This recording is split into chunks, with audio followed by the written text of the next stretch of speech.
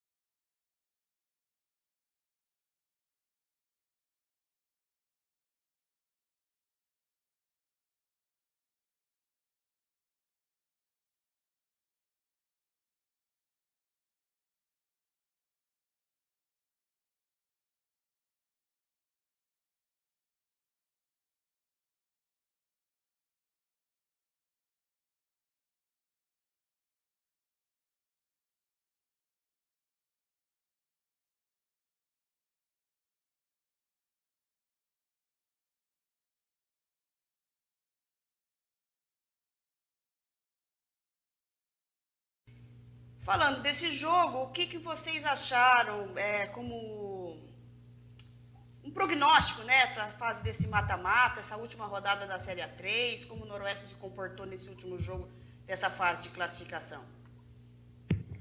Bom, o jogo valeu para rebaixar o Grêmio Osasco, né? Ao lado do Paulista, os dois estão de mãos dadas na bezinha do ano que vem. Em relação ao Noroeste, o jogo pouco acrescentou.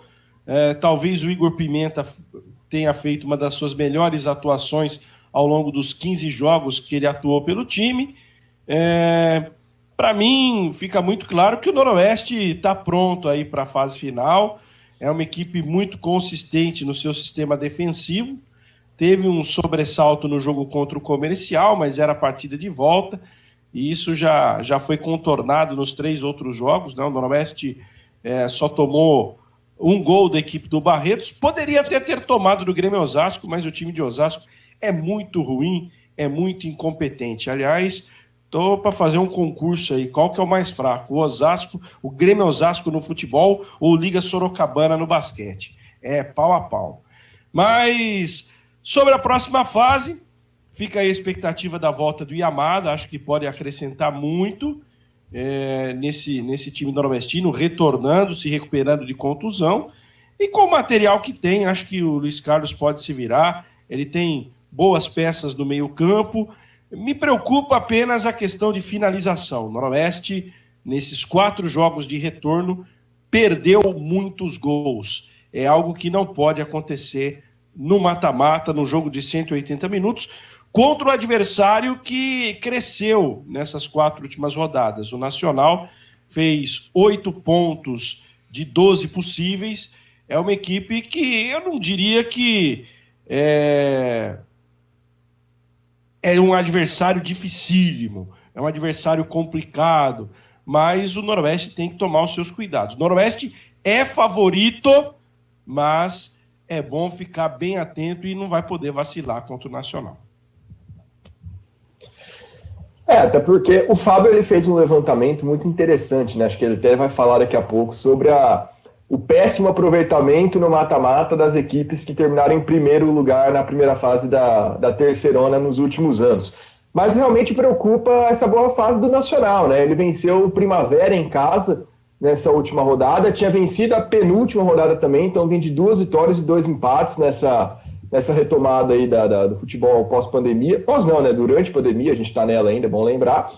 E vai precisar ter atenção. Também tenho muita preocupação com esses gols perdidos que o Rafa falou. São chances que você não pode desperdiçar. A partida tem 180 minutos, mas meio que sem torcida não faz tanta diferença assim onde vai ser cada jogo.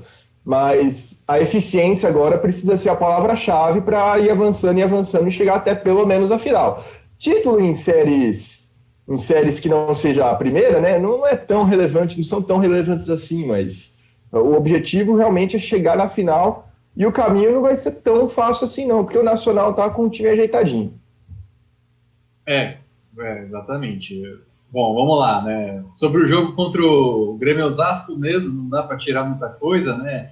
O Igor Pimenta, eu diria que não foi o melhor jogo dele, mas foi um jogo que marcou por ele voltar a jogar bem, como ele fez ainda naquela primeira parte do campeonato, quando ele estava jogando muito bem com o Fabrício, né? Inclusive contra o Capivariano, jogo que teve, acho que empatado. Ele fez um gol ali, que foi o ápice dele no Noroeste, foi o jogo contra o Capivariano, que ele jogou muito bem com o Fabrício, e contra o Grêmio Osasco ele apareceu também muito bem, bastante participativo e criativo. Eu acho que isso que precisa para o Noroeste, ali, né, jogando na meia esquerda, junto com o Fidel, para dar mais mobilidade para o ataque, que vai precisar muito para o mata-mata, que eu acho que vai ser complicado. Com relação ao Yamada, é muito importante que ele volte, né? Não apenas recuperado da contusão, mas também com confiança para jogar. O Luiz Carlos Martins, por exemplo, não colocou o Yamada no banco, né, contra o Grêmio Osasco, porque ele sentiu que o Yamada não estava confiante ainda, né, no rachão antes do jogo. O Luiz Carlos viu que o Yamada não estava confiante, então que o Yamada recupere essa confiança aí durante a semana, para pelo menos entrar no banco, né? Começar no banco na próxima partida, que vai ser muito importante. Ele, principalmente para segundo tempo, que muda o jogo, a gente sabe disso. Mas antes de avançar, né, para o jogo contra o Nacional, vamos ressaltar, né, essa campanha do Noroeste na primeira fase. Melhor campanha desde 2012, né, no levantamento que eu fiz para o site Locomotiva Esportiva.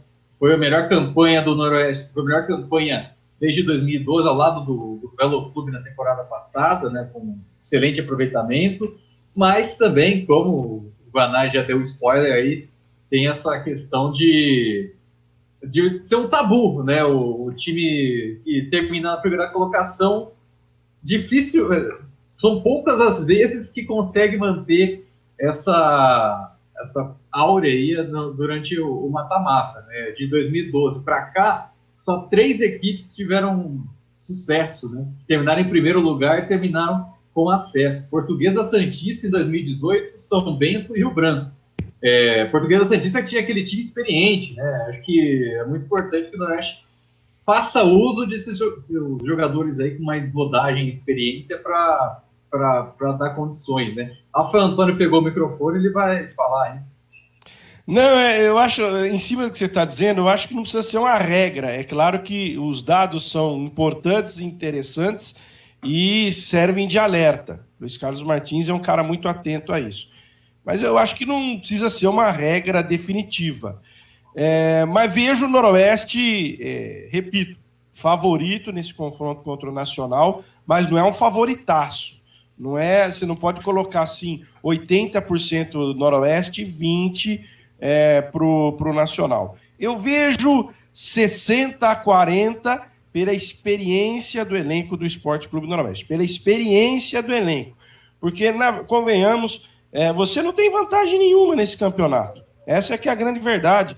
E aí, não adianta chorar, reclamar da Federação Paulista, porque no Conselho Arbitral, todo mundo, naquela época ainda não era reunião de videoconferência, era reunião presencial na Federação Paulista, todo mundo tomou o esquinho lá com o Reinaldo Carneiro Bastos e ninguém falou nada, todo mundo aceitou. Então agora também não adianta ficar reclamando do regulamento. Eu acho injusto, principalmente aquelas equipes que tiveram bom desempenho na primeira fase, não tem nenhuma vantagem nos confrontos de mata-mata. Eu acho, não acho legal isso aí, mas repito, os grandes culpados são os dirigentes que aceitaram esse regulamento. Agora não adianta chorar. Sim, né? Não adianta chorar.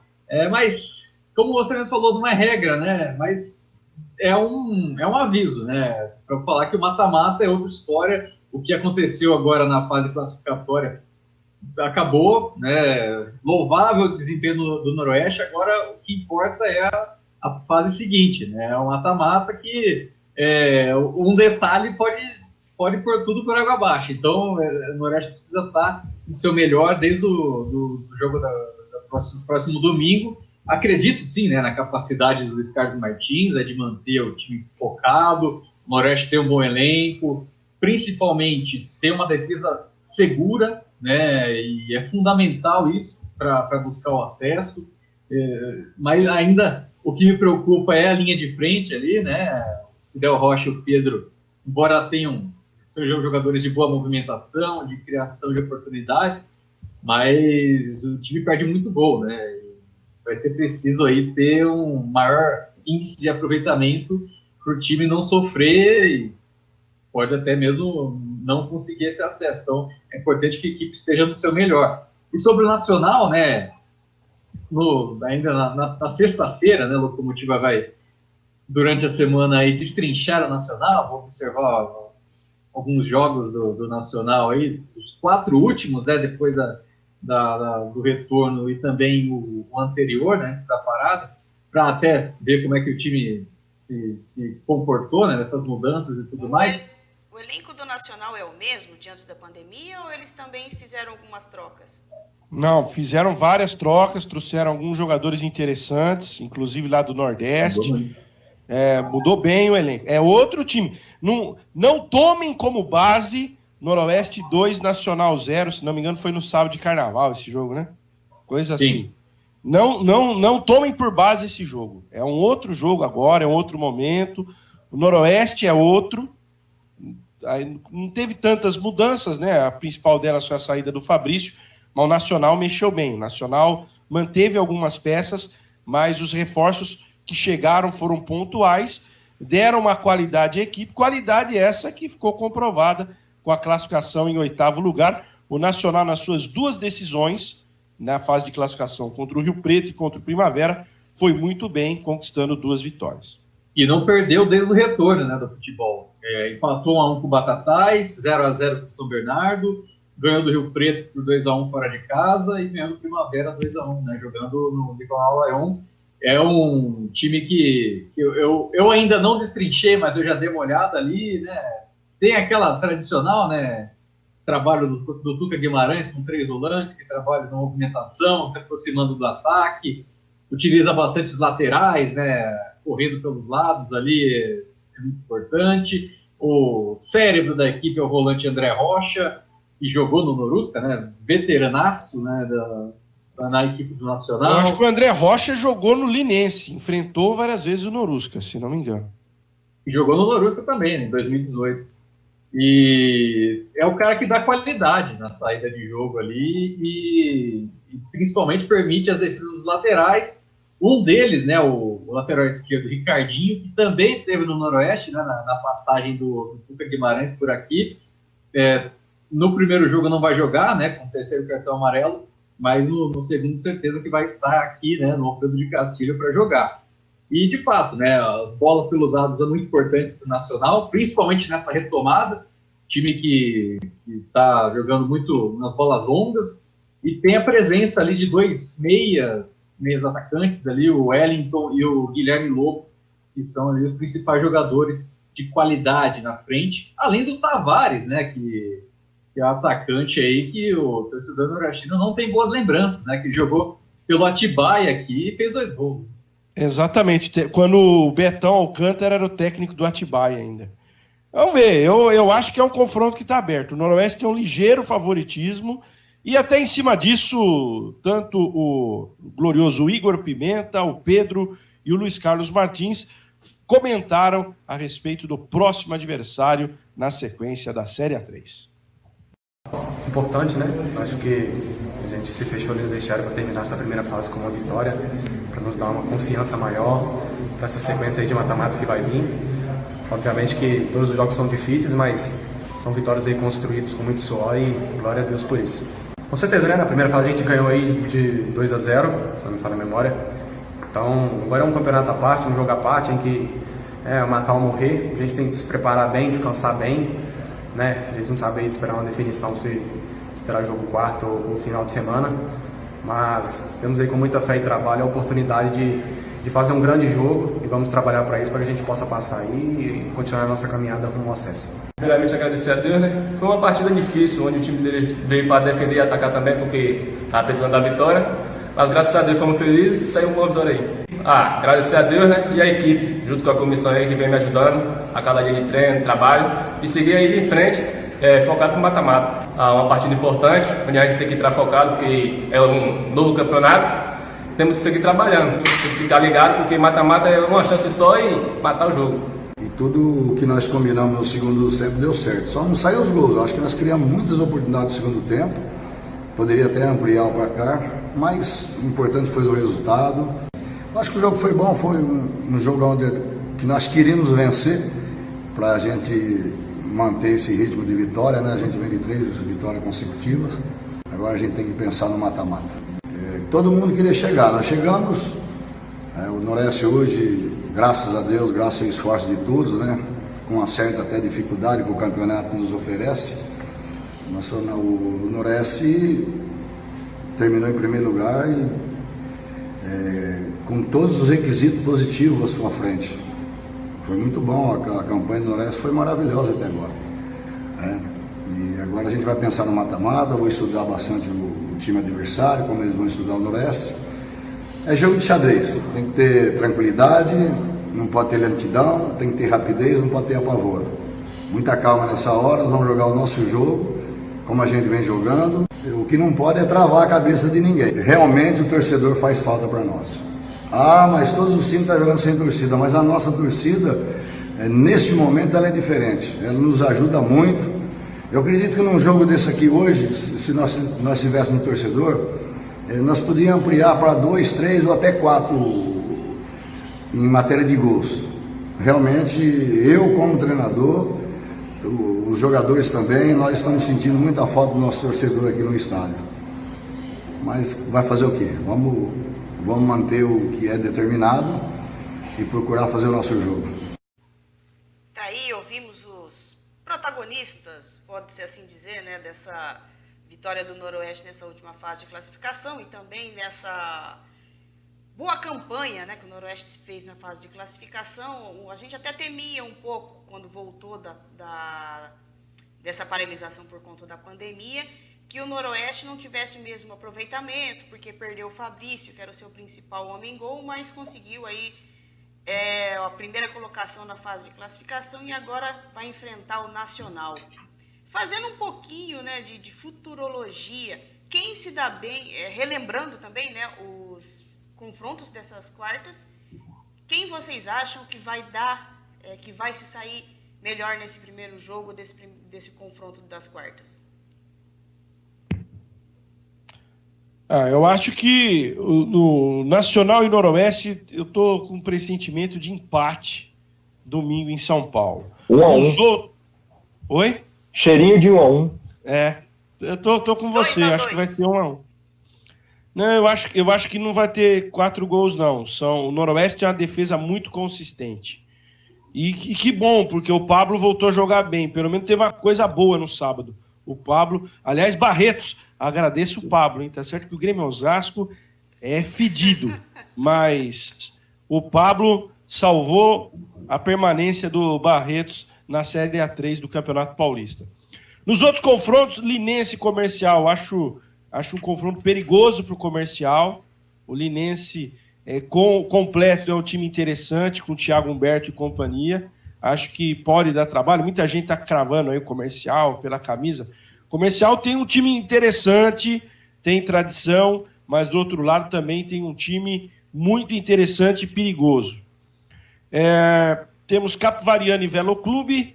Eu acho que o Capivariano tem um ligeiro favoritismo. Vi mais bola no Capivariano nessa volta do que no Velo. E o outro confronto, São Bernardo e Batatais. Óbvio que o Batatais tá cheio de problemas internos, mas na hora que vai para a arena, o jogador esquece um pouco isso. O São Bernardo é favorito.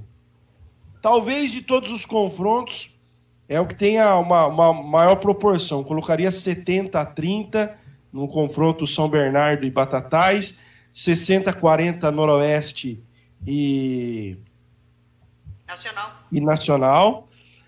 No outro aí, Velo e Capivariano, eu coloco 60-40 Capivariano. E para fechar, Linense Comercial, 50-50. Só não vamos apostar porque tá dando problema aí. Sim. Esse negócio de aposta tá complicado. Rapaz. Melhor não apostar, não. Mas, olha, eu até comentei, né, na transmissão que dos 4 jogos aí, o único que tem aí maior favoritismo, na minha opinião, é do São Bernardo contra o Batatais.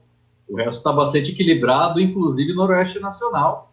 E por conta da melhora do Nacional, né, nessa retomada, e pelos outros 2 jogos, né, Capivariano e Velo Clube tiveram aí um retrospecto praticamente idêntico ali na classificação. Capivariano, sim, tem essa ligeira vantagem, porque, na minha opinião, também voltou melhor na retomada. E com relação a Comercial e Linense também, bastante equilíbrio.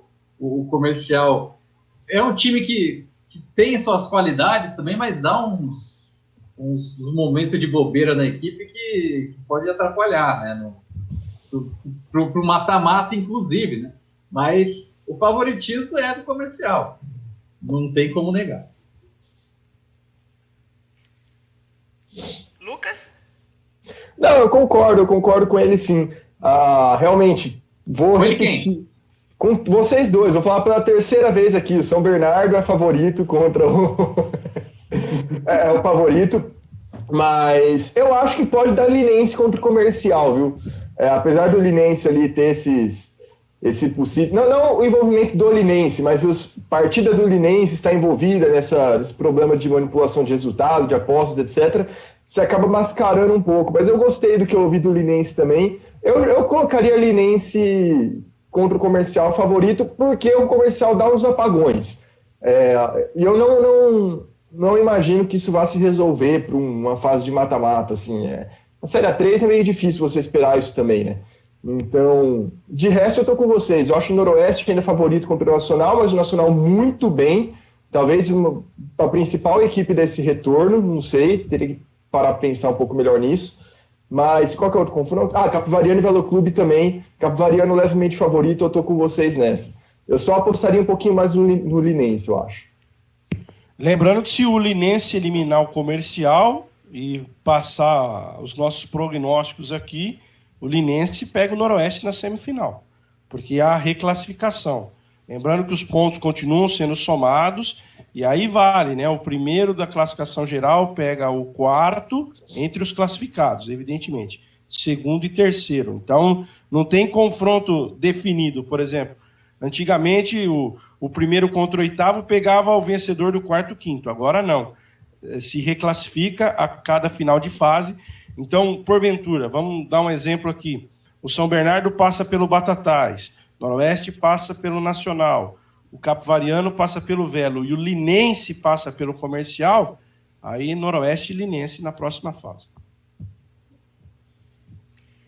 Fechado o assunto Noroeste, alguém tem mais alguma consideração ou podemos partir para agora o vôlei, que foi classificado, que está classificado para a fase final, para o final do Paulista? Pode subir a bola. Subindo a bola, então, para o vôlei. Ontem, né, nesse feriado do dia 12 de outubro, o SESI Vôlei Bauru enfrentou o Pinheiros, né, o segundo jogo da semifinal, e também venceu por 3-0. Aliás, a campanha do Vôlei Bauru tem sido excelente nesse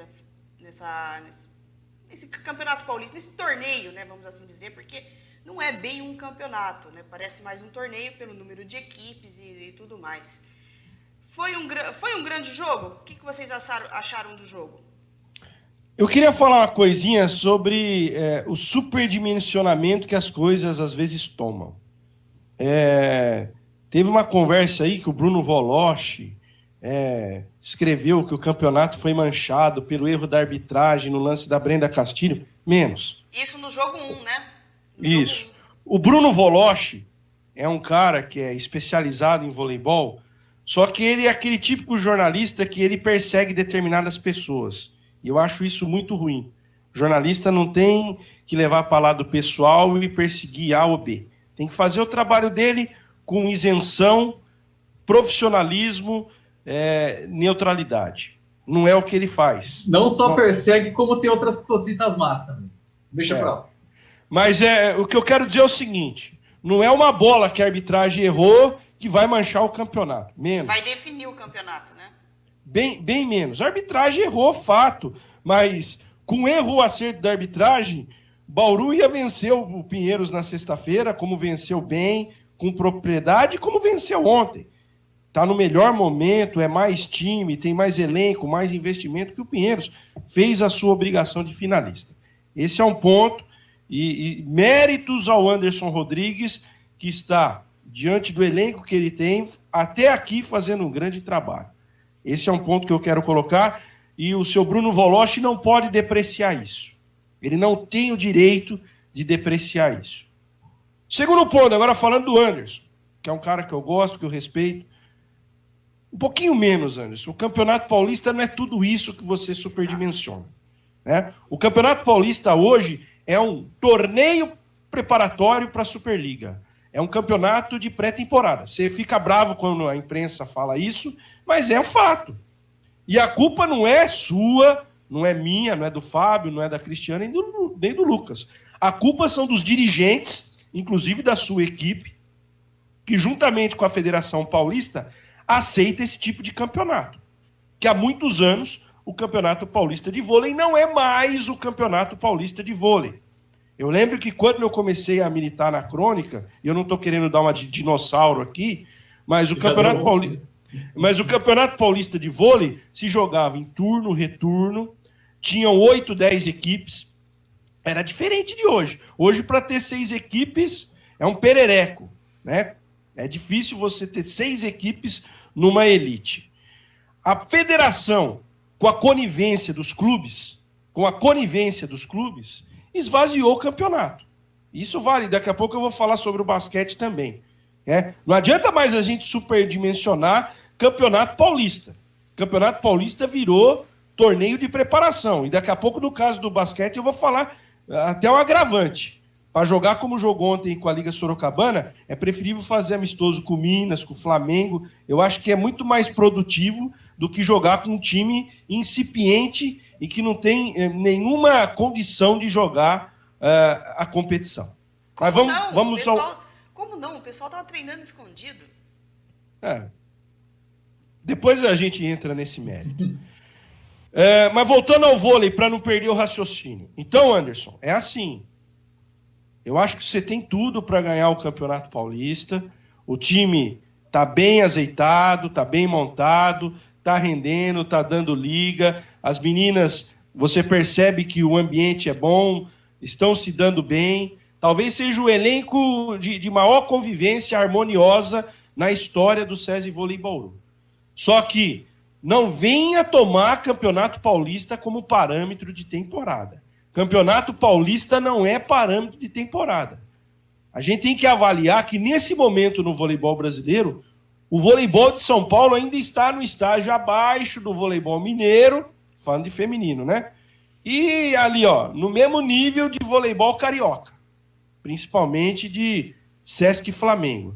Então, muita calma nessa hora. Eu acho até que o SESI Vôlei Bauru é o favorito para ganhar o Campeonato Paulista. Agora, não superdimensionem o negócio. Né? Não devemos desvalorizar, como o seu Bruno Voloche quis desvalorizar, mas também não vamos superdimensionar e achar que a última bolacha do pacote ser campeão paulista de vôlei. Né? Até porque, convenhamos, na atual realidade, pelo que eu estou vendo dos jogos, aqui no estado de São Paulo tem, em condição de brigar por alguma coisa no cenário nacional, SESI Vôlei Bauru e Osasco. O resto será coadjuvante na Superliga. Então, bem menos. Nem para muito baixo, mas também nem para muito lá nas alturas. O Campeonato Paulista é, sim, hoje, um torneio preparatório para a Superliga. É pré-temporada. E a gente falava isso desde antes do campeonato começar, né? Eu ressaltei isso, o Fábio também, você também, Rafa. E a gente até falava, não comemore tantas vitórias e nem lamente tantas derrotas. O legal desse Campeonato Paulista é que o Bauru chegou na final e vai poder tirar ali aquela mancha do ano passado, quando foi, mancha entre aspas, né? Quando foi eliminado pelo São Paulo na semi. Então, perder para o Osasco é o natural assim, é o aceitável. Se for perder para alguém, que seja para o Osasco numa final, e o Bauru chegou nisso. Tá na final, vai pegar Osasco ou São Paulo. A gente está gravando antes do segundo jogo dessa semifinal, né? Então, quando vocês estiverem vendo esse programa, vocês já saberão quem vai enfrentar o SESI Vôlei Bauru na grande final. Eu vou dar um spoiler, é Osasco. Eu vi tudo. Não, provavelmente, mas a gente ainda não sabe. Mas então chegou onde tinha que chegar e agora, se ganhar do Osasco, muito bem. Se perder do Osasco também, é uma grande equipe do outro lado. Mas tô com o Rafa, não tem como dar tanto peso assim pro Campeonato Paulista, até porque quem organiza o campeonato não dá esse próprio peso para ele. Não tem tabela, você não vê uma divulgação, você não vê um nada. Tá passando no Sport TV a rodo, porque o Sport TV tá precisando de grade, porque o vôlei ainda dá audiência e porque já tem um acordo histórico, assim, uma tradição histórica do Sport TV passar vôlei, porque também não tem nenhum grande motivo, nenhum grande atrativo competitivo, ainda mais na retomada da pandemia, que diminui o nível de tudo. Então, realmente, o vôlei Bauru é favorito, tá bem no campeonato, mas o foco é a Superliga. Campeonato Paulista, ainda mais da maneira que foi arranjado, sabe, se perder também não é o pior dos mundos. Então, quero ver na Superliga, que o Bauru já chegou com favoritismo com time para brigar em outras oportunidades e nunca passou ali do 5º, 4º lugar, sempre ficando bem abaixo, e não só em pontuação, mas também em desempenho, bem abaixo dos times mineiros e da equipe comandada pelo Bernardinho, seja ela qual for aí nesses últimos anos. Então, é nisso que tem que focar e é nisso que todo mundo aposta, porque realmente o Bauru tem uma grande equipe para fazer frente, finalmente, a esses times nessa temporada. Até para acelerar meu comentário, concordo com tudo que vocês falaram e estão assim embaixo, mas com relação ao Paulista, né, fica até complicado para o próprio Bauru saber o seu potencial para a Superliga, porque o nível técnico é muito baixo, né, da competição. Você pega Pinheiros, Valinho, São Caetano, próprio Barueri, né, eles não estão no mesmo nível que as outras equipes do cenário nacional, né, do Minas, do Praia Clube, próprio Flamengo, Rio de Janeiro, o Osasco está ainda, né, próximo dessas equipes, né, ter jogadores de seleção e tudo mais, mas o restante não está. Então, deixa muito, né, a ver, né? Então, primeiro, né, era a obrigação do Bauru chegar à final do Campeonato Paulista. Primeiro, por isso, né, por toda essa questão, né, da qualidade da equipe e dos adversários fracos. Positivamente, diferentemente do ano passado, quando o Bauru jogava para o Gasto, né, a gente via que o time não estava fluindo, né, no Campeonato Paulista mesmo, o time já não estava fluindo e as vitórias estavam enganando bastante. Quando chegou o Barueri um pouquinho mais organizado ali na semifinal, ganhou fácil do Bauru na panela de pressão. Agora, nessa temporada, né, o time está mostrando um pouco mais de qualidade, né? Acho que a gente vê durante as partidas, né, esse desenvolvimento. E eu acho que é importante que se trate como desenvolvimento e como pré-temporada. O próprio Anderson falava 2 anos atrás, quando o Bauru foi campeão. Antes do começo do Paulista, ainda eu entrevistei ele falou que era um torneio preparatório, há 2 anos atrás. Agora não mudou nada, né, de 2 anos para cá, para não ser nada mais do que um torneio preparatório de pré-temporada. Olha lá, se piorou. Piorou, né? Olha lá, se piorou. Mas isso, gente, é discurso que a diretoria fala para o treinador falar. A diretoria do SESI Vôlei Bauru, que é uma diretoria que trabalha, eu respeito o trabalho deles, mas os caras querem superdimensionar título. Né? Os caras querem, até para chegar para o patrocinador e justificar patrocínio, vamos valorizar os títulos. Então, eu, nesse momento, com todo respeito, eu acho legal, bacana. Se for campeão paulista, eu acho que tem que comemorar, é um título. Só não superdimensionem.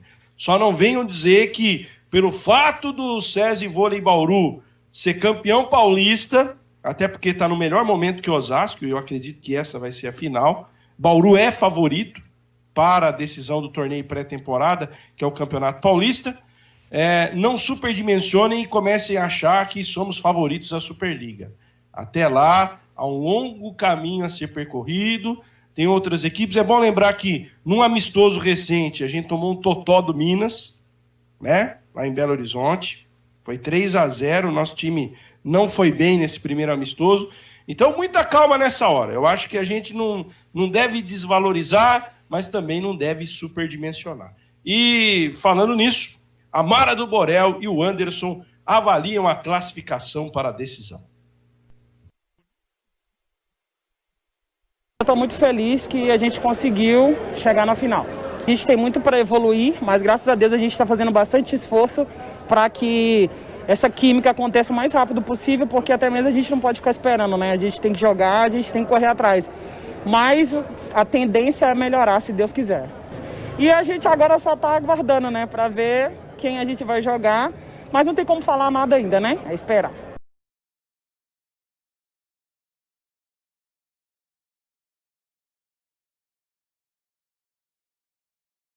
Nós planejamos chegar na final do Paulista, conseguimos o primeiro objetivo alcançado. É o nosso objetivo ser campeão. A gente precisa trabalhar, a gente precisa melhorar muita coisa.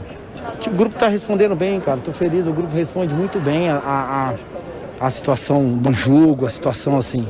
Mas tem sempre coisa a melhorar, né? Hoje foi um jogo de mais erro, nós erramos mais. E que a gente não vem errando tanto assim. O negócio agora é que o objetivo foi cumprido, né? Isso é que é importante. E não deixar cair na pegadinha, porque nós só perdemos um set. Isso é ponto de alerta. A gente tem que ficar alerta de que isso não nos favorece a nada na final. A gente precisa jogar do mesmo jeito, com a mesma intensidade. Acabamos de ouvir aí a Mara do Borel e o Anderson falando sobre essa classificação. E vocês, vamos fazer trabalhinho de futurologia aqui. Bauru, se pegar o Osasco, tem condições de chegar a esse título? Ou vocês acham que o São Paulo, o Barueri, vai fazer uma graça e vai chegar na final com o Bauru?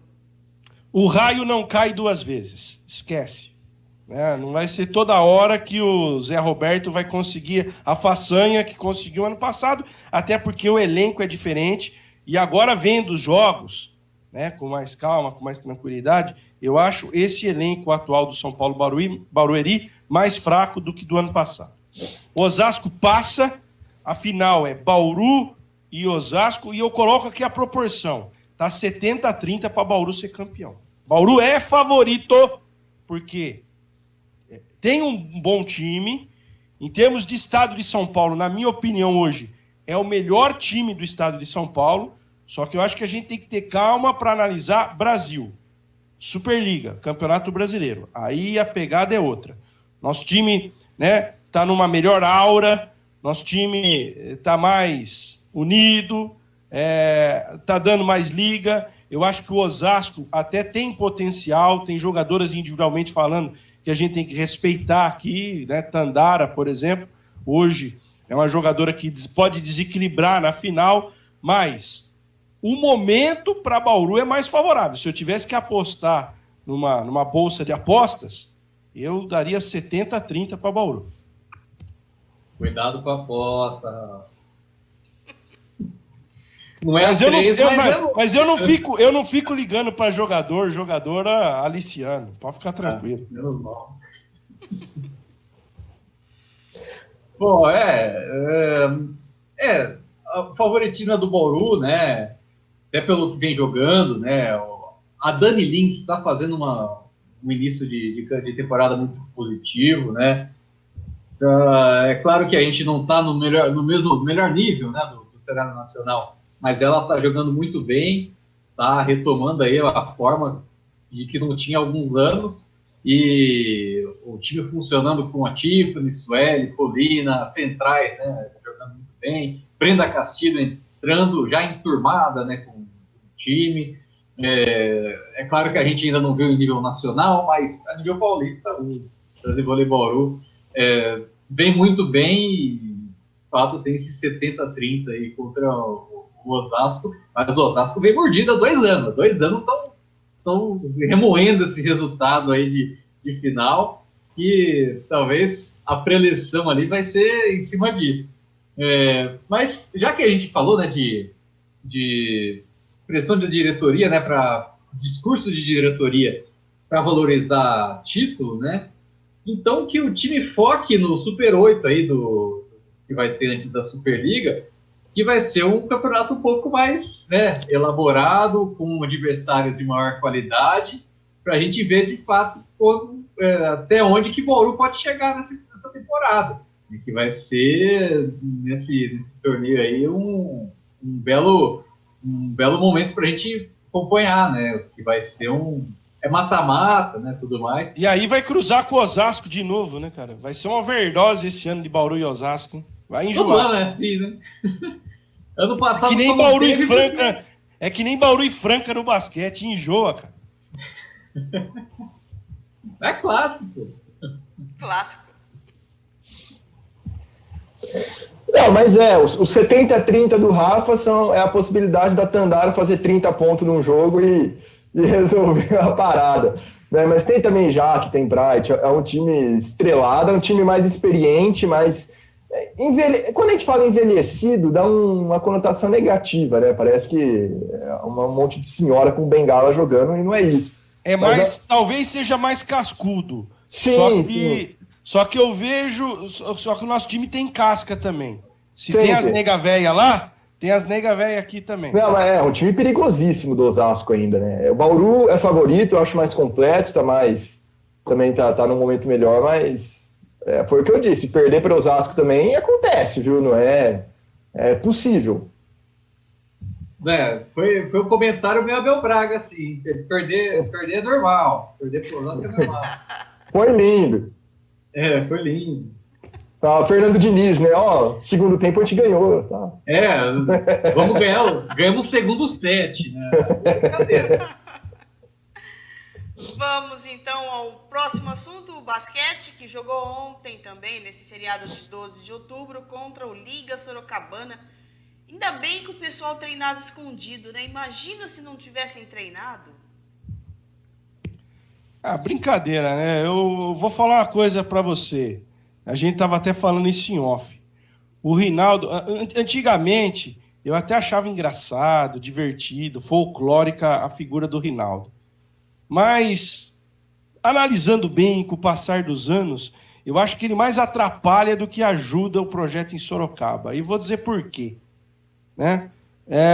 O projeto de Sorocaba não evolui. Ao contrário, é um projeto que a cada ano que passa vai definhando. Porque antes ainda o Rinaldo conseguia trazer uns gringos bons, sabe? Que depois jogava na Liga Sorocabana, ia jogar em outras equipes do NBB. Ele conseguia, através dos agentes, ainda trazer jogadores de qualidade, aquela coisa toda. Mas já são tantos episódios que, na verdade, ele está perdendo a credibilidade na modalidade e ele acha que é engraçado isso. Ele acha que é bonito. Eu vejo isso com muita tristeza, porque Sorocaba é uma baita cidade, uma cidade que tem um potencial enorme de empresas, de possíveis patrocinadores, tem um projeto sólido no futsal, tem um projeto sólido com São Bento de Sorocaba, que está voltando à elite do futebol paulista, já teve no passado um basquetebol feminino histórico com Hortência, e hoje, infelizmente, você vê o Rinaldo à frente do projeto do basquete, é deprimente. Eu acho que essa é a palavra, deprimente. É triste ver um Liga Sorocabana em quadra, nada contra os meninos que são voluntariosos, eles não têm culpa, estão buscando o espaço deles, mas é triste você ver como o Liga Sorocabana está abaixo dos demais. Talvez se o São João da Boa Vista estivesse disputando o campeonato com os universitários, nós teríamos pelo menos um jogo interessante entre Liga Sorocabana e o time universitário de São João da Boa Vista. Agora, com todo respeito, o Liga Sorocabana, nesse esvaziado Campeonato Paulista, é um time que não fará frente a ninguém. Vai se classificar para a próxima fase, porque os 4 do grupo vão passar. Eram 5, ficou 4, então ele vai passar. Mas é triste demais. Eu acho que é triste para o basquete, é triste para Sorocaba, é triste ver um cidadão que se acha o rei da balachita em Sorocaba, porque treinou durante a pandemia, tocar um projeto que vai se definhando ano a ano. E está cada vez mais difícil ele angariar parceiros, angariar credibilidade. É triste demais. Eu acho que Sorocaba mereceria uma coisa melhor que o Rinaldo Rodrigues à frente do projeto. Me desculpe o desabafo, né? Eu acho que o jogo ontem, infelizmente, não serviu parâmetro para nada para o Bauru Basquete. Acho que a coisa mais legal foi ver o filho do Josué entrar no minuto final e fazer uma cesta. Né? Eu até, se fosse o Léo Figueiró, tinha colocado antes os meninos, poderia ter colocado antes para dar a eles a possibilidade de fazer um jogo ou alguns minutos na equipe adulta. O jogo serviu para isso. Eu acho que seria mais útil para o Bauru Basquete marcar um amistoso com o Flamengo, como o Paulistano e o Mogi fizeram, marcar um amistoso com o Minas, com o Unifacisa, seja lá com quem for. Eu acho que é mais produtivo do que ficar jogando contra a Liga Sorocabana. Me desculpem, eu não estou desrespeitando aqui nenhum garoto, nenhum profissional da Liga Sorocabana, mas o Rinaldo não respeita o projeto dele. Pois é, né? E eu acho que o Carlos Guanais foi apertar para tirar do mudo e acabou saindo da live, da transmissão. Vamos ver se tira tema depois. Mas com relação à Liga Sorocabana, né? Enquanto o Rafael falava, eu lembrava dos primeiros NBBs, né? Que tinha o Bauru Basquete ali com a Liga Sorocabana, disputavam posição praticamente ali, né? Tinham as mesmas necessidades também, né? De investimento e tudo mais. A gente vê o caminho que o Bauru conseguiu, né? Que levou o Bauru, e o caminho que o Liga Sorocabana teve. Enquanto um conseguiu subir, o outro foi por água abaixo. E muito por conta disso se passa pela administração Reinaldo Rodrigues, né? Pelo que ele não tem feito, né, pela equipe. Né? É um projeto que tem poucas mãos, né? E eu acho que isso atrapalha muito, porque o próprio Rafael mesmo contou, né, da relação aqui do assessor de imprensa do Liga Sorocabana, que chegou a ser demitido uma vez, né? Não, a situação foi a seguinte, não, isso aí ninguém me contou, eu vi. O cara chegou para trabalhar lá em Sorocaba, foi um jogo que a gente foi fazer lá, Liga Sorocabana em Bauru. Ele simplesmente chegou para fazer o trabalho dele. Quando ele foi abrir o Facebook, as redes sociais da equipe da Liga Sorocabana, tinham trocado as senhas. Quer dizer, o Reinaldo trocou simplesmente porque demitiu o cara, mas não demitiu falando, ó, você está demitido. Simplesmente fez o cara ir lá, o cara ligou o computador, os equipamentos de trabalho dele, e ele não pôde trabalhar porque estava tudo bloqueado. Aí ele foi questionar o Reinaldo simplesmente falou para ele, não, você não faz mais parte. Então ele não tem respeito com as pessoas, ele não tem respeito com os jogadores, são inúmeros episódios que já ocorreram na carreira dele, dá para escrever um best-seller, né? Dá para contar um best-seller das bizarrices do Reinaldo. Das pérolas. Então, não dá, sabe? Eu acho que não dá mais para levar a sério. Não dá. Infelizmente, chegou a um ponto que, sabe, não dá, ele não acrescenta, não agrega para o basquete. É a minha opinião. Respeito quem pensa o contrário. Mas hoje o projeto dele não agrega ao basquete, né? Ele está no Campeonato Paulista, mas é como se não estivesse, né? Infelizmente, o time que ele montou não consegue fazer frente a nenhuma equipe. E o que me deixa mais triste, por assim dizer, é que ele ainda tem espaço, né? Na mídia, né? A própria Federação Paulista dá muito palco para ele aparecer, e ele não dá retorno algum, né? Mas, enfim, né? Ele continua, né, fazendo tudo isso porque dão condições para isso, né? E então fica nisso, né? Temos irmãos gêmeos agora? Cones Manai. Eu não sei o que aconteceu, que eu caí 2 vezes aqui, pô, mas enfim, acho que agora foi. Não, e até pensando... Ô, Lucas, tá 2 vezes você aí. Isso é praga do Reinaldo. Tira eu uma vez aí. Pera lá. Vê se tem como expulsar essa tela preta aí. O Guanás pode falar do jogo um pouco, né? Eu não vou falar nada desse jogo, não. Pra mim não tem importância nenhuma. Aí, beleza. Não, eu vou até seguir nessa linha de vocês. O Reinaldo, ele tem um futuro talento do basquete brasileiro dentro de casa, né? O filho dele é uma grande promessa das categorias de base. E eu tenho certeza que ele tem o sonho de, por pelo menos aí algumas partidas, treinar o próprio filho. Mas, pô, você vai colocar o seu filho nessa barca que é a Liga Sorocabana? É sério mesmo? Sabe? Até pensando um pouco nele, repensa um pouco a situação da equipe da Liga Sorocabana, até para dar uma condição melhor para quando ele estiver em quadra. Tem que colocar isso na mesa também. Mas falando do jogo ontem, acho que das 3 partidas do Sport Bauruense que a gente comenta aqui no final de semana, é a que menos tem coisa para falar, né? Porque o Bauru abriu 10 pontos ali muito rápido, né? Já estava na casa dos 2 dígitos e dali a diferença foi só aumentando. A Liga Sorocabana com muitos erros, e o Bauru se aproveitando, né, desses erros para conseguir os seus contra-ataques, para conseguir seus cortes em direção à cesta. A partida ela ficou um pouco mais chata ali, depois que o Liga Sorocabana se tranquilizou um pouco e deixou de errar, né, deixou de dar a bola de graça para o Bauru e começou a marcar mais em cima, né, subiu a marcação. E foi ali um momento do jogo em que a pontuação não evoluía para nenhum dos lados, um festival de aro amassado. Então, mas logo também o Bauru conseguiu retomar o controle. Partida muito boa do Gui Deodato, mais uma, né? Foi cestinha contra a Franca, cestinha contra a Liga Sorocabana. A Alexei entrou muito bem, João Pedro também entrou legal. O que mais dá para a gente comentar dessa partida, além do que o Rafa já mencionou, né, dos moleques entrando no final, do Thales fazendo seus primeiros pontos, eu até falei na transmissão, né, o Léo não demorou um pouco para pôr os meninos, porque ele usou o final para testar algumas coisas diferentes, testar uma marcação em zona ali, para dar essa cancha para o time adulto também.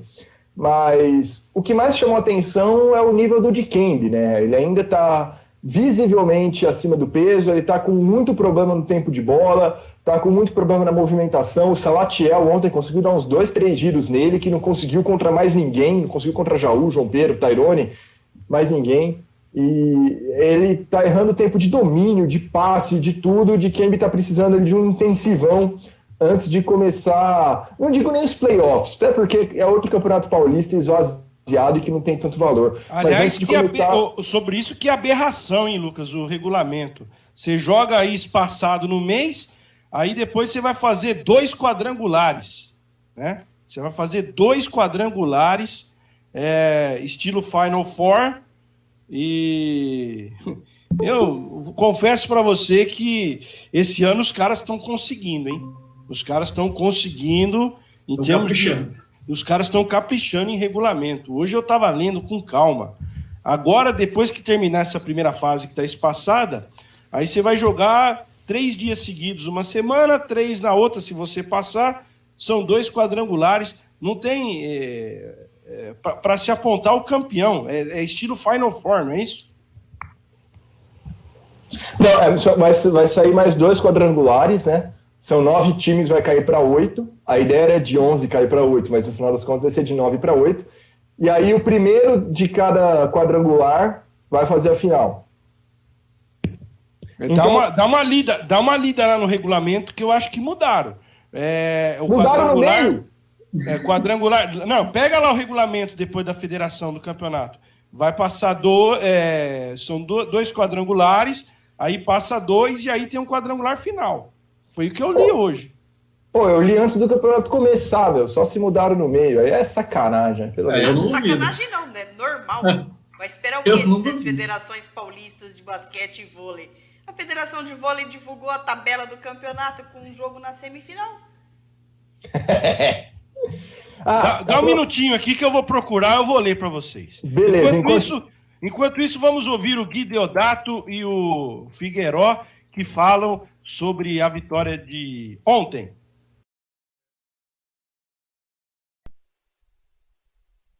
A equipe se comportou bem, muita energia no começo do jogo, principalmente porque a gente sabia que não podia dar chance para eles em momento nenhum. É uma equipe que corre a quadra. Começamos com o time mais baixo justamente para isso. E feliz demais, porque o time respondeu e agora nós temos, né, em breve uma sequência desses jogos e descansar. E hoje o time acho que está de parabéns pela iniciativa e pela vitória fora de casa.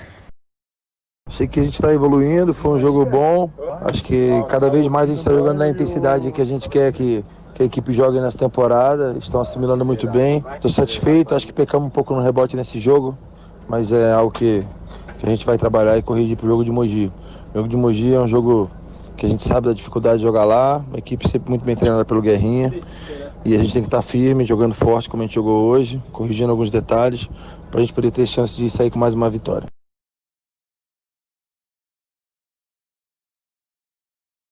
Tá aí, ouvimos o Léo Figueiró e Gui Deodato.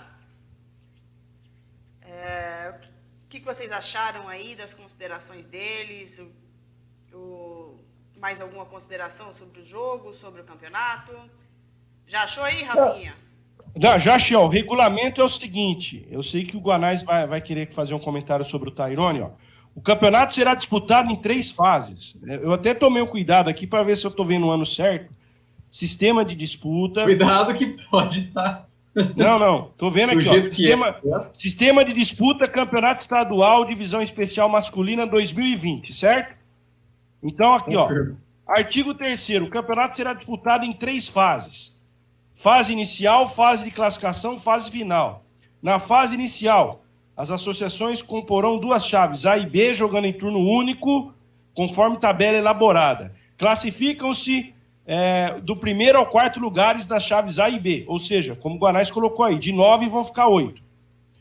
Aí a segunda fase são 2 quadrangulares. A chave C, primeiro e segundo do A, terceiro e quarto do B. Chave D, primeiro e segundo do B, terceiro e quarto do A. Vamos lá. Aqui dessa segunda fase, ó, as agremiações classificadas, classificarão para a fase final as 2 equipes de melhor colocação em cada chave. Ou seja, vai passar o primeiro e o segundo. Concordam? Sim. Essa é a interpretação do regulamento. Fase final. As 4 equipes classificadas disputarão a fase final em sistema de cruzamento olímpico, Final Four. Ou seja, são 3 rodadas. Na verdade, aqui, ó, o primeiro do C enfrenta o segundo do D, o primeiro do D enfrenta o segundo do A. Aí quem vencer faz a final. Ah, tá certo.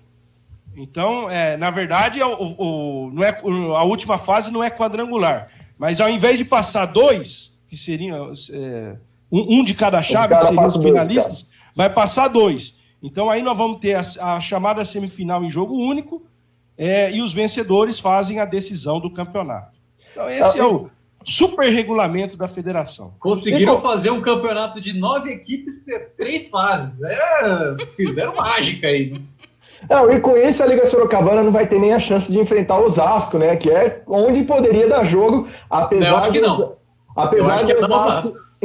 do Osasco ter vencido bem na Copa São Paulo, que foi disputada antes do Paulista. Só para fechar, pelo menos a minha participação sobre o basquete nesse final de semana, só falar sobre o Tairone, né? O Tairone ele jogou apenas 2 minutos contra a Liga Sorocabana, porque era uma disputa ali numa briga pela bola com o pivô Salatiel da Liga Sorocabana, ele tomou uma pancada no lábio e teve que dar ali 3 ou 4 pontos, não me recordo agora, não voltou para o jogo, mas tá tudo bem com ele, vai enfrentar o Mogi no sábado, foi só ali uma prevenção contra a Liga Sorocabana, até porque não estava muito precisando dos trabalhos dele ontem, né?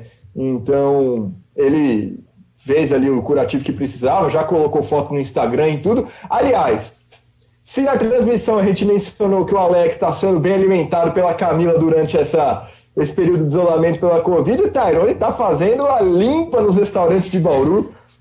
Tá ali de novo, toda hora colocando no Instagram, tá divertido. Tá divertido de ver. Que beleza. Vamos às cornetas e aos joinhas? Quem começa? Eu pensei que o meu estoque de corneta já tinha acabado com o Rinaldo. Mais uma, vai. Eu não sei quem fez um bom negócio, Corinthians ou Wagner Mancini, ou se nenhum dos dois fez um bom negócio. Claro que cada um sabe o que faz da vida, cada um tem a sua prerrogativa, às vezes as pessoas querem uma independência financeira, tem tudo isso. Mas se eu estivesse no lugar do Wagner Mancini, eu não trocaria o certo pelo duvidoso. O cara tá lá quietinho no Atlético Goianiense, chegou na fase de quartas, de oitavas de final da Copa do Brasil, eliminando o Fluminense, tá bacaninha, né? Pode até surpreender o Internacional, tá fazendo um campeonato brasileiro razoável, dentro dos parâmetros do Atlético Goianiense. O cara vai sair de Goiânia para entrar numa mina, né, que pode explodir a qualquer momento, que é o Corinthians. Hoje o Corinthians é dinamite pura. Mas, enfim, cada um pensa, né? Talvez o fato de treinar o Corinthians o tenha seduzido. Eu não vou nem falar grana, porque é o que consta, o Corinthians não está pagando em dia, né? Mas... é complicado. O cara trocou o certo pelo duvidoso. Boa sorte para ele. Não vou dizer que é uma cornetada, mas eu não teria... Se fosse eu, Rafael, teria ficado quietinho lá no Atlético Goianiense. Lembra o ano passado o Rogério Ceni, quando estava bem, tranquilo no Fortaleza, foi querer se aventurar no Cruzeiro. No Cruzeiro? A sorte é que ele tem muita moral no Fortaleza. Aí depois de 3, 4 rodadas que chutaram ele lá do Cruzeiro, ele conseguiu voltar para o Fortaleza.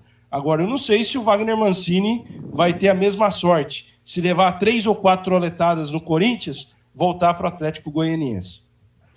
Ele treinou o Corinthians 2 anos atrás, foi uma passagem polêmica. Antes de chegar no time, ele tinha vazado um áudio dele criticando o Corinthians. Ele durou quase nada também em 2018. Tá voltando para quê, né? Um movimento... Na verdade, ele treinou São Paulo, né? Mancini. É verdade, foi São Paulo, tem razão. Mancini que deu uma polêmica treinou com o São Paulo, tal. e teve aquela polêmica toda, a saída dele com o Daniel Alves, foi polêmica a saída dele do São Paulo. Mas pra quê, sabe? Pra quê? Ele tava dando certo no Atlético Goianiense, fazendo o Janderson jogar bem, que não deu certo no Corinthians. Tinha outro emprestado lá no Atlético Goianiense, que era do Corinthians. Eu não entendi esse movimento. Deus me livre. Eu não entendi esse movimento, não. Bom, vamos lá. Joinhas primeiro, né? Claro, primeiro, né, Henrique Avancini, que a gente falou dele eu falei dele na semana passada, que ele venceu a prova do Mundial de Mountain Bike.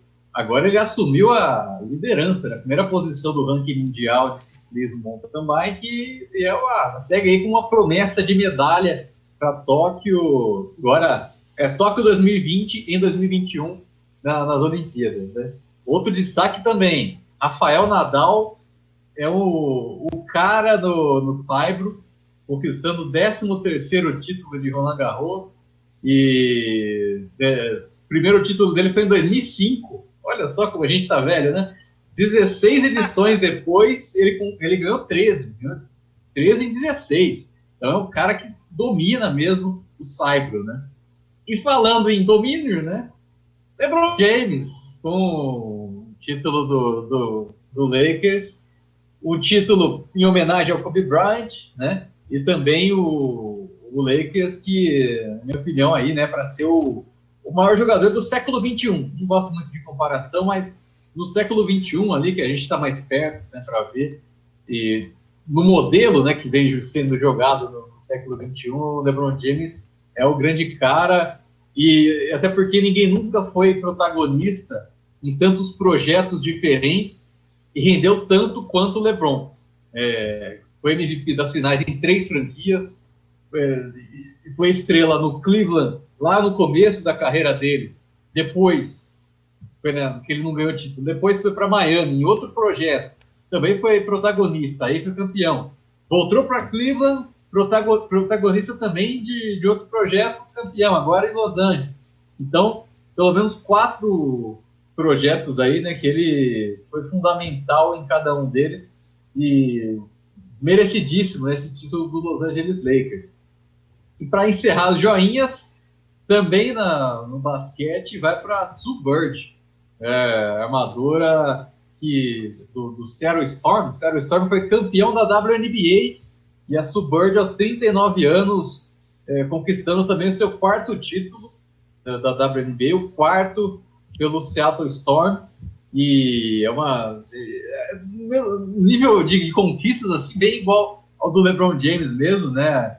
Ela está no Seattle desde 2002, foi campeã, conquistou os 4 títulos, né, da franquia, e o primeiro foi em 2004, ou seja, em 2004 foi o primeiro título, 2020, 16 anos, né, de diferença, ela consegue ainda manter um bom nível, aos 39 sendo campeã. Teve até uma arte, né, na NBA hoje, né, que eu acabei vendo, Sue Bird e LeBron James, cada um 17 temporadas na liga e 4 títulos, os dois ali no panteão dos grandes do basquete mundial, né? Cornetagens agora, acho que é uma só, né, que eu vou dar, já que foi muito joinhas, vou dar uma cornetagem só, que vale por muitas, né, que não poderia ser diferente. O Santos tem uma história fantástica e a gente sabe, né, disso, mas a diretoria mostra a capacidade que tem em rebaixar, né, a moral do time, né, do clube em si, né. O time vai afundado em dívidas, corre contra o tempo para trazer um jogador, né. E antes da FIFA punir, né, o Santos recebeu a punição por dívidas nessa terça-feira, e não pode mais contratar jogador. O último a contratar aconteceu na segunda-feira, na correria. Tiveram que acordar o pessoal da CBF lá no feriado. Os caras tiveram que fazer plantão para acertar a contratação e contrataram o Robinho. Não é surpresa o histórico dele no clube, né? Mas falta noção da diretoria pelo motivo, claro, né?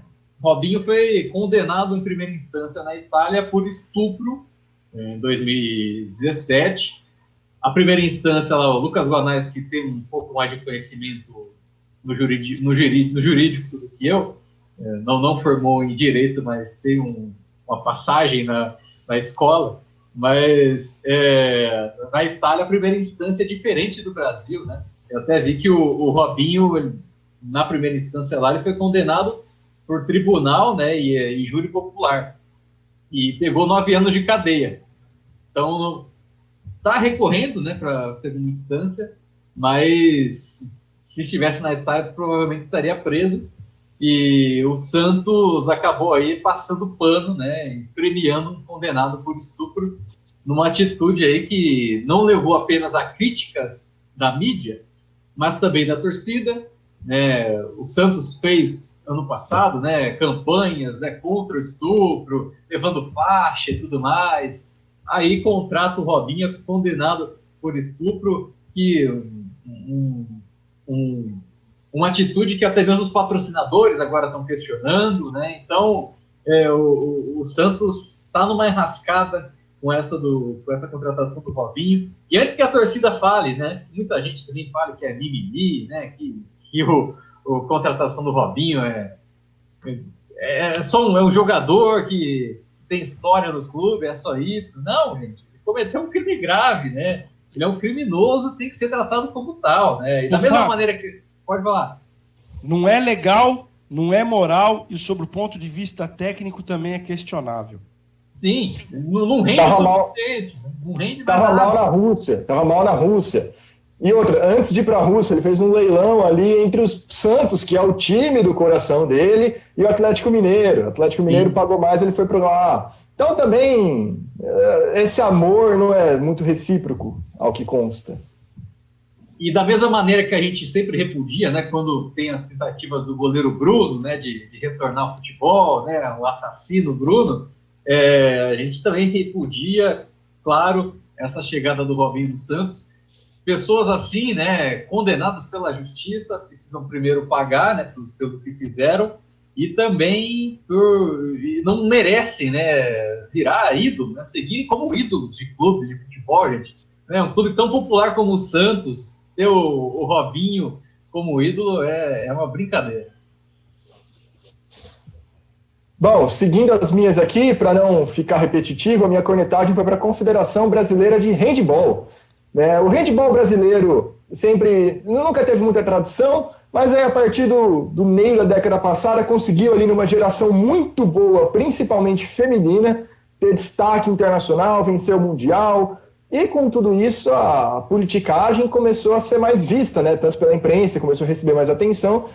E nessa mudança de comando da Confederação Brasileira de Handebol está um troca-troca de técnicos da seleção, porque, vejam só, o presidente foi afastado por, acho que, denúncia de corrupção, o segundo tem denúncias de assédio sexual contra ele, não pode assumir, só que ele se proclama presidente na ausência do cargo oficial, digamos assim. O terceiro suplente também não pode assumir, está uma zona. E cada um desses presidentes, que se considera o presidente em exercício, está contratando um técnico para a seleção brasileira. Então já teve ali várias contratações e dispensas, sem treinamento, sem jogo, sem nada, está uma farra na Confederação Brasileira de Handebol. E o meu joinha, eu achei até que o Fábio ia falar, então vou aproveitar essa carona, já que eu acho que ele esqueceu. No panteão dos grandes entrou o Lewis Hamilton na Fórmula 1, venceu teve a sua 91ª corrida, se igualou ao Michael Schumacher como os maiores vencedores de corridas da Fórmula 1, ambos com 91, e tem tudo para passar ainda nessa temporada, né? Ele venceu o GP de Eiffel na Alemanha, que foi no último final de semana, e se igualou ao alemão. Então, Lewis Hamilton muito em breve aí se tornará o maior vencedor, o piloto com mais corridas vencidas na história da Fórmula 1. Embora muita gente critique, né, por puro preconceito, muitas vezes racial mesmo, né, porque a gente sabe que o automobilismo é um esporte elitista e também, né, tem uma questão racial, né. E o Hamilton é uma pessoa fora daquele modelo, né? Daquele padrão, né, do piloto. O próprio Bernie Eccleston, né, criticou que o Hamilton não era um piloto que se vestia como piloto, essas coisas todas, essas bobagens todas, né? Não, mas ele tem feito isso mais recentemente, né? Ele tem chamado a atenção para as causas que ele defende mais recentemente. Acho que por 2 fatores, né? Primeiro, ele tem mais relevância, mais notoriedade, conforme mais títulos ele vence, mais corridas ele ganha, e também porque hoje existe todo um contexto que permite os atletas fazerem isso sem receber apoio, né? Não ter tantas punições, ou não ter punições, assim como na NBA, o Colin Kaepernick também virou um símbolo na NFL e tal. E o Hamilton já levanta essas bandeiras raciais e do veganismo há algum tempo, mas ultimamente que ele tem se sentido mais livre para deixar isso mais em evidência. O que eu acho que muita gente fala é que é aquele velho papo de que ele só vence porque a Mercedes tem um puta de um carro, porque não tem concorrência. Era o mesmo papo que tinha com o Vettel, quando o Vettel foi tetracampeão na Red Bull, em menor volume, mas isso acontecia com o Schumacher também. É que com o Schumacher você ainda tinha ali brasileiros em condição de brigar com ele, né? Tinha o Rubinho, também tinha ali o Raikkonen, o Alonso, o Montoya, tinha alguns outros pilotos ali que faziam frente ao Schumacher na época dele. Mas é um papo que sempre vai acontecer. Todo esporte é saudosista e eu acho que a Fórmula 1 é um dos mais saudosistas que existem. Então, tem uma dificuldade em reconhecer também o talento do Hamilton, que certamente está entre os melhores da história. É isso. Fechado. Falamos demais, hein? Com certeza. Então, essa foi a edição número 27 do Na Cornetagem. Voltamos a semana que vem. Quem sabe aí já com um primeiro passo do vôlei feminino, né? Rumo ao título. E eu vou pedir para você se inscrever no nosso canal, ativar as notificações, curte, compartilha, participe das nossas lives, né, das nossas transmissões online pelo YouTube, mandando o seu recado pelo Arquibancada Virtual. Eu espero você na próxima semana, e no próximo fim de semana tem Noroeste, tem vôlei, tem basquete, tem muita coisa para você ainda. Um grande abraço a todos, até lá!